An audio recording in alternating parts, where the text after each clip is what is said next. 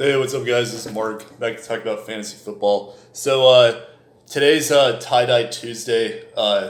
It's also 2-4 Tuesday because I'm going to be making two videos today. So, recap of week one is what this first video is going to be, and then afterwards I'm going to go into the second video, which is previewing week two and who to pick up on waivers today. So, first what I'm going to do is I'm going to go through my takeaways for all 32 teams from week one moving forward. So I'll talk about that, and then I'll make a second video that I'll put out in a little bit that I'll talk about waiver wire pickups that you want for future weeks. So so I hope you guys had a good week one. Admittedly, I was wrong about some players, so I apologize if I might have led you astray or something like that. But I hope that my points kind of helped you pick up some victories where you had it. I also hope that even if you didn't start such and such player, that if you pick them up, maybe then you now have another asset on your team. Like I talked about Tyrell Williams, he had a very good game.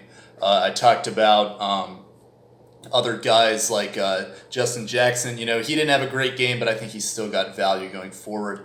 Some other guys like that. So so let's go and recap week one. So comment below in the video what your biggest victory was from week one and what your most embarrassing blunder was, and I'll tell you mine. So for me, my biggest victory in week one was I had Terry McLaurin on my bench. I'm a Redskins fan, so I hope that my team can come up good in some areas. So I picked up Terry McLaurin. I was like, oh, I'll see what he'll do, and then he ended up being the best receiver on them. So I'm pretty happy about that because I have a lot of faith in Terry McLaurin going forward. I'll be talking about him in the second video, actually, because I think that there's a good opportunity for him.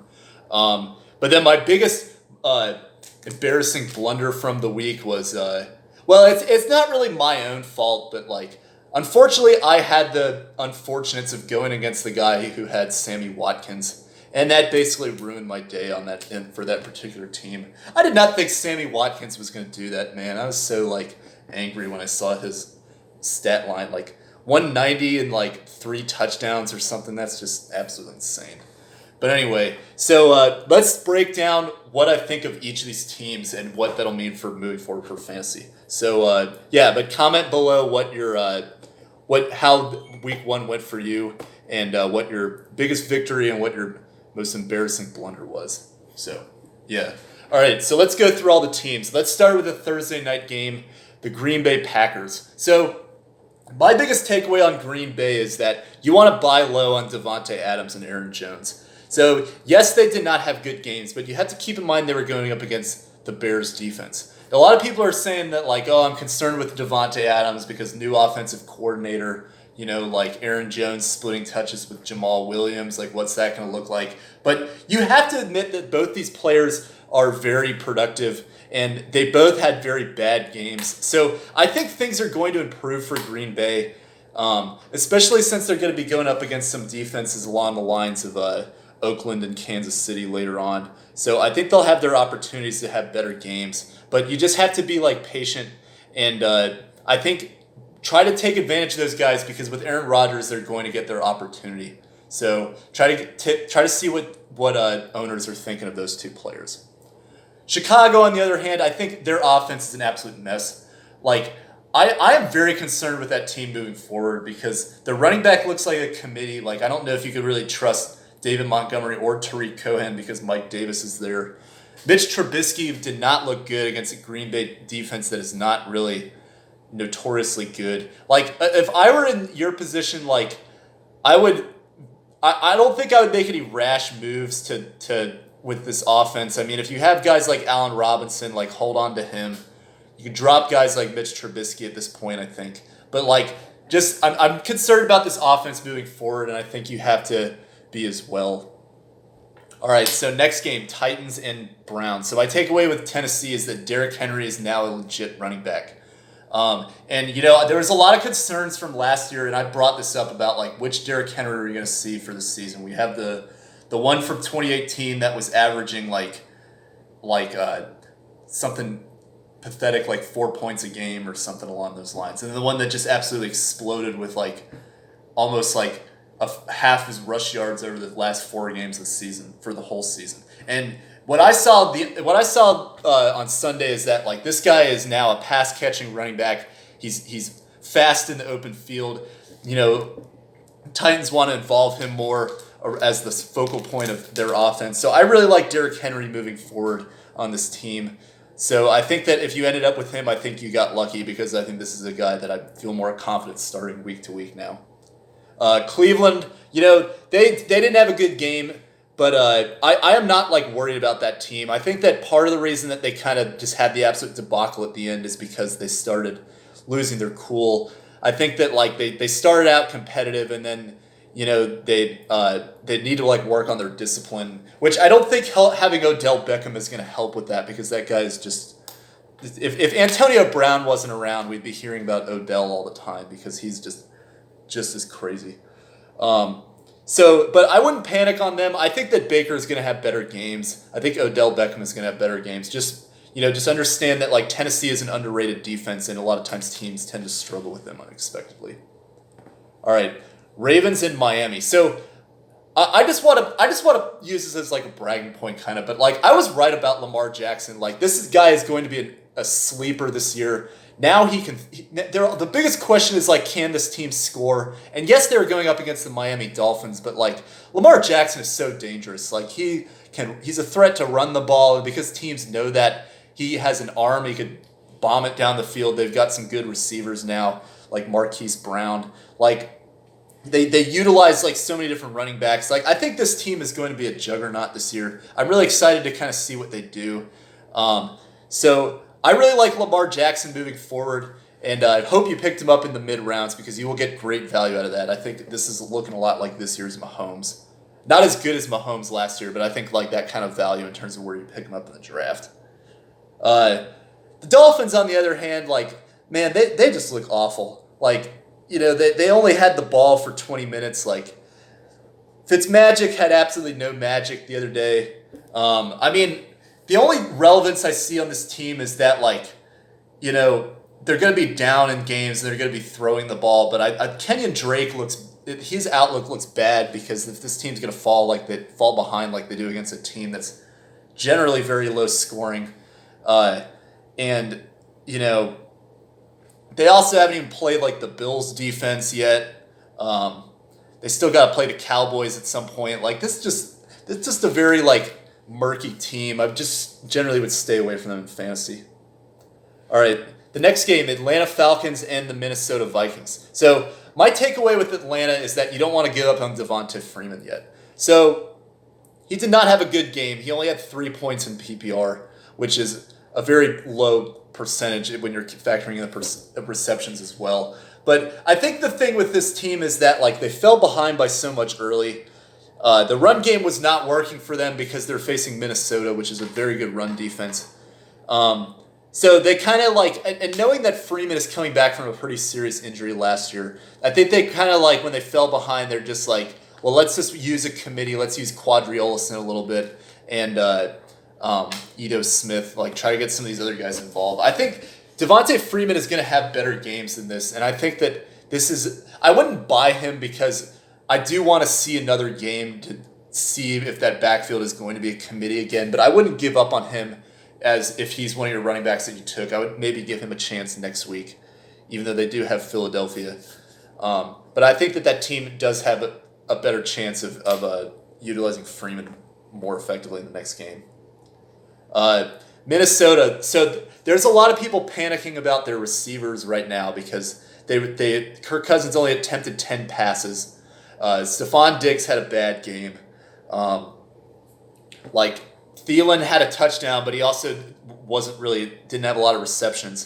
And so and basically the offense was revolving around the run game. So, but I think that part of that is because they went ahead by so much early and it was working for them. Might as well, Atlanta's run defense looked bad. I would try to give it another chance, because Green Bay, considering that even though Chicago did throw the ball a lot, Green Bay defense did shut them down. So I would expect a little more of a struggle for them to run the ball against the Packers than they did in that last game against Atlanta. So maybe you probably could see a little more opportunity from Thielen and Diggs. So that game script is very skewed. I wouldn't make any drastic decisions on the Minnesota Vikings players, because I don't think you're going to see Kirk Cousins only attempt 10 passes in a game the rest of the season. So yeah, and then the next game, Buffalo and New York Jets. So my takeaway with Buffalo is that Devin Singletary is a steal. Like, I was concerned about like how he would look week 1, so I didn't start him week 1 because I was concerned like, well, are they going to use Frank Gore, who's really at this point just Al Gore because he's literally as old as he is right now. But like I thought they might have used him. I thought T.J. Yeldon was going to be more involved, but like Devin Singletary helped lead this comeback, and I think that like the coaching staff realizes that like this is the running back of the future. You know, he's on Josh Allen's timeline. So Devin Singletary, I think, is only going to go up from here. If he is for some reason on your waivers, like you absolutely have to pick him up. I highly doubt that at this point because people all know about him. But like if you got him on your team, like you have to, like you should be really happy because this guy is going to be a steal at the running back position for you the rest of the year on a team that is getting better offensively. So New York Jets, you know, not a great game. But I think that the guy that you want to buy on this team is Robbie Anderson. Nobody really stood out in the receiving corps for this team. But I think that like Robbie Anderson, he was a little injured, but he still played. He had a pretty bad game. But I think Robbie Anderson, once he gets like healthy, he's going to be the clear number 1 target on this team. So take advantage of him from a guy who's doesn't really know who Robbie Anderson is and maybe took him in the middle rounds. Like, oh, this guy played terrible. I don't want him. Like, maybe you could buy him because I think he's going to have better value as the season goes along for the Jets because Darnold is a good quarterback. He needs better matchups than the Bills, I think, to actually be effective. All right. Washington and the Eagles. So my takeaway with the Redskins is that their offense looks a lot better. Like, and I know that's very vague, but like last year they were very much revolving around Adrian Peterson. Couldn't really do anything other than run the ball. But like this year, they actually with Case Keenum, they can expand the field now, so that opens up opportunities for their receivers again, which like I think is very good for a guy like Terry McLaurin because I mentioned him a little bit, but I didn't really talk about him as a must grab. But like I think now you have to buy this guy, and I'll be talking about it in the next video because a lot of opportunity there. You know, even you have to consider guys like Vernon Davis or maybe even Trey Quinn because they could be involved as well. But the offense, I think, is actually going to be fantasy relevant again, and I'm happy about that as a Redskins fan because now I like buying my team's players and then hoping that they can do well. But a lot of times I notice with the Redskins, they tend to let me down because they have a tendency to do that. But anyway, so for the Philadelphia Eagles, like, you need to sell these running backs while you can. And I've been talking about this for so long, but like this team is using a running back committee. Like Darren Sproles is another one of those guys that's like in his late 30s by now. I'm surprised he's even still playing. And he's getting like more snaps in the backfield than Jordan Howard is. Like if you have Jordan Howard on your team, like I'd honestly highly consider cutting him. But I mean, the only reason I wouldn't do that is because there's still people who know him enough and they see the Eagles behind it and they might be willing to take a chance in a trade. But I don't like him. I don't like Miles Sanders. I think eventually they're going to find some other running back mid-season that they'll start integrating into the system because they always do that. So get rid of these Eagles running backs because I don't like them at all. They're going to continue to use a committee, even with Miles Sanders being there. That's my biggest takeaway. Next game, Los Angeles Rams and Carolina Panthers. So my takeaway from the Rams is that Todd Gurley is one of those guys that I think he could be a steal for you. Like, a lot of people were down on him because they didn't know if he was hurt still or not, and he didn't have a great first half. But that second half, man, like he looked like himself again. I think the only thing that limits him is that now that Malcolm Brown is competent, I can see them getting him involved. But Todd Gurley, a guy that I think that if you took him late first round, early second round, you should be very happy because that'll be great value for what he will give you this season. All right. So Carolina Panthers, Cam Newton played more like Fig Newton, to be honest. Like, he was just terrible in that game. But he's dealing with an ankle injury. I am a little concerned about him because the offense is seemingly just revolving more and more around Christian McCaffrey. But buy low on Cam Newton because he's gonna have better games than this, and he's playing a very good defense. So like I said, now is a good time to take advantage of Cam Newton because he had a very low scoring game. And I think that things are going to be better for him moving forward. So I would take advantage of that. All right, next game, Kansas City and Jacksonville. So I'm going to get more into this with Kansas City in a video that I'm going to do on Wednesday. But Kansas City has the top guys that I would both buy and sell for week 2. And I'm going to explain it a little bit here. But Sammy Watkins, you're going to try to sell him. I do not think he's going to do that again. Those are epic numbers that I don't think anybody can even realistically repeat. But there's two guys that I think you could buy very low on right now. In Tyreek Hill, who's injured, and yes, you have to take the risk that he's going to be out for a couple games. But then Travis Kelce, the biggest buy low candidate for week 2, because he is not going to have games like that where he only has, I think he had 4 for 43 or something like that. He's going to get, some of those 3 touchdowns that Sammy Watkins gets, some of those are going to go to Travis Kelce in the next couple games. If you remember with the Chiefs, the first game last year, it was the same thing with Kareem Hunt. He had a very bad first game, and then he picked it up and exploded the rest of the season. I see that happening with Travis Kelce, because I don't think he's going to have many games like this again. So take advantage of that. Jacksonville, it's sad. I had a lot of hope with the team because of Nick Foles, but now that he's injured, I think you just have to avoid these guys in fantasy. Gardner Minshew, or I think that's how you say his name. He had a good game, but a lot of that is because they were behind. I don't think that's going to repeat itself. I think teams are going to lock in on Fournette, and it's just become the same thing as last year, where Blake Bortles level competency. So I just avoid all Jaguars at this point. It's sad, but try to sell them while you can. All right, and then next game, Indianapolis and the Chargers. So my takeaway with Indianapolis is that T.Y. Hilton is still a beast. This guy is still going to be an elite receiver. And I know there was a lot of people that were down on him because, Andrew Luck's not there. But, did you see that? That was an awesome touchdown he had at the end of the game to tie it. Just backpedaling and then out-sprinting anybody. This guy is, he's still a great receiver. And I think Jacoby Brissett is building rapport with him. I really like T.Y. Hilton going forward. I think that he's somebody you should keep.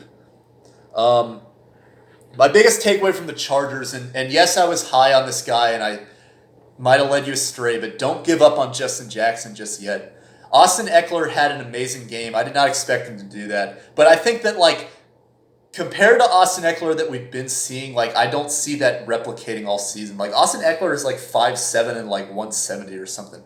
I just have a hard time seeing that kind of durability last the entire season where he's putting up 3 touchdowns a game.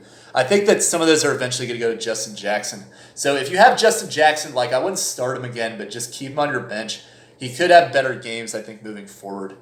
It's kind of like that Goo Goo Dolls song, Better Days, I guess. I think, I don't know. That's kind of lame, but I think that's going to happen with Justin Jackson. Cincinnati and Seattle. So the offense, Cincinnati, I was really surprised that. They actually looked really good, and even though Tyler Boyd didn't really perform, but what happened with John Ross?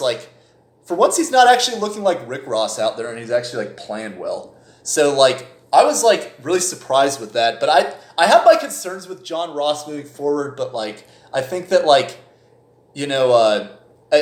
I think that he is starting to show signs of potential, and he's undeniably fast.